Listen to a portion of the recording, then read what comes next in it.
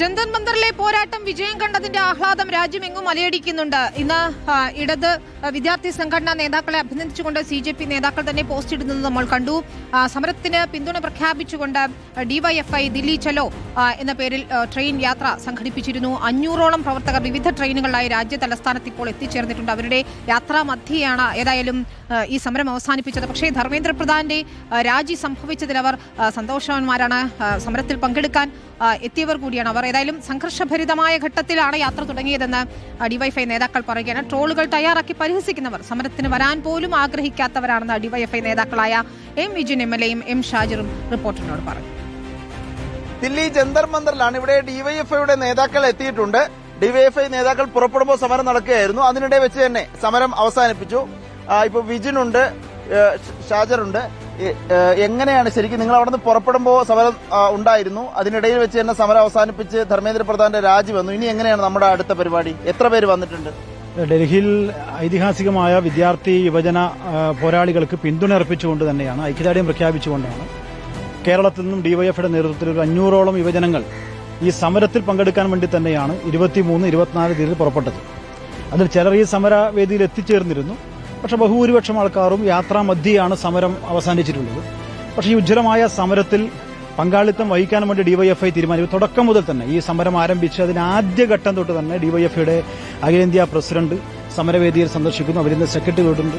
SFIയുടെയും DYFIയുടെയും സമരസഖാക്കൾ ഇതിന്റെ തുടക്കം നിങ്ങൾക്കറിയാം. ഈ ഡൽഹി കേന്ദ്രീയം തുടക്കം മുതൽ ഇന്ന് CJPയുടെ ഔദ്യോഗികമായ പ്രസ്താവന പോലും വന്നു കഴിഞ്ഞു. SFIയും ഉൾപ്പെടെ നന്ദി രേഖപ്പെടുത്തി കഴിഞ്ഞു.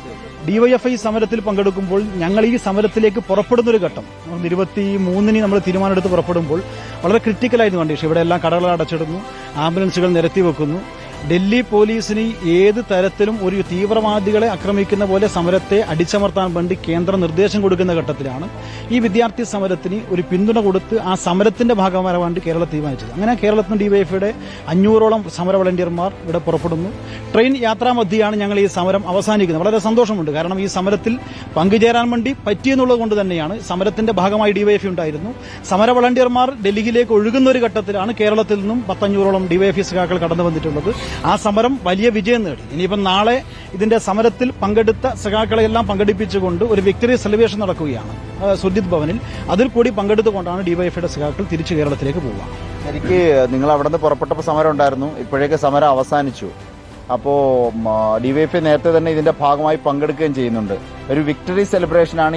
എത്ര പേര് വന്നിട്ടുണ്ട്? ഈ 500ഓളം ആളുകൾ വിക്ടറി സെലിബ്രേഷന്റെ ഭാഗമായി പങ്കെടുക്കും. അല്ല, തീർച്ചയായും നമ്മൾ യാത്ര തുടങ്ങുമ്പോൾ നേരത്തെ ഇവിടെ സൂചിപ്പിച്ചതുപോലെ ഏറ്റവും ക്രൂഷ്യലായ സമരത്തിന്റെ ഏറ്റവും ഭീകരമായ ഒരു ഘട്ടത്തിലാണ്. ആ സമരത്തിന്റെ കേന്ദ്രത്തിലേക്ക് കൂടുതൽ സമരസഖാക്കൾ എത്തിച്ചേരേണ്ടതുണ്ട് എന്ന DYFIയുടെ തീരുമാനത്തിന്റെ കൂടി ഭാഗമായിട്ടാണ് ഞങ്ങൾ ട്രെയിനിൽ യാത്ര ആരംഭിച്ചത്. സമര സഖാക്കളുമായി ഞങ്ങൾ ട്രെയിൻ ഏതാണ്ട് പൻവേലെത്തുമ്പോഴാണ് സമരം രാജിവെച്ച് സമരം അവസാനിപ്പിക്കുന്നു എന്ന് പറയുന്ന വാർത്ത പുറത്തു വന്ന് ഞങ്ങൾക്ക് വിവരം കിട്ടിയത്. പക്ഷേ ഞങ്ങൾ തീരുമാനിച്ചത് തീർച്ചയായും ആ സമരത്തിന്റെ ഏറ്റവും ക്രൂഷ്യലായ സമയത്ത് ഇപ്പോൾ ചില മാധ്യമങ്ങളിൽ നമ്മൾ ഇവിടെ എത്തിയെന്ന് പറഞ്ഞപ്പോൾ ചില ആളുകൾ ഞങ്ങളെ പരിഹസിക്കുന്നുണ്ട്. പക്ഷെ ആ പരിഹസിക്കുന്നവരോട് കൂടി ഞങ്ങൾ പറയുന്ന ഒരു ഭാഗം, ഈ പരിഹസിക്കുന്നവർ ഈ സമരത്തിന്റെ ഏഴാലത്ത് വരാത്തവരാണ്.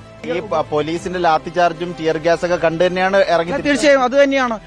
ആ രീതിയിൽ നമ്മുടെ സമര വളണ്ടിയർമാരെ ഭീകരമായി മർദ്ദിക്കുകയും അറസ്റ്റ് ചെയ്യുകയും അവരെ വേട്ടയാടുകയും ചെയ്യുന്ന ഒരു ദൃശ്യം കൂടി കണ്ട രാഷ്ട്രീയ സാഹചര്യത്തിലാണ് കൂടുതൽ പേർ ഇതിന്റെ ഭാഗമാകേണ്ടതുണ്ടെന്ന് തീരുമാനിച്ച് ഞങ്ങൾ വന്നത്. ഇത് ശരിക്കും പറഞ്ഞാൽ പല ട്രോളുകളും കാണുന്നു. ഈ വിജിൻ പറഞ്ഞത് കൃത്യമാണ്. അത്രയും സങ്കീർണമായ സാഹചര്യമുള്ളപ്പോൾ നാട്ടിൽ നിന്ന് പുറപ്പെട്ട് ഇങ്ങോട്ട് വരാൻ കാണിച്ച മനസ്സ് തന്നെ പ്രധാനമാണ് എന്ന് ഈ ഘട്ടത്തിൽ നമുക്ക് തോന്നുകയും ചെയ്യും. വീഡിയോ ജേർണലിസ്റ്റ് കണ്ണനൊപ്പം reporter Adil Palode, in reporter, Delhi.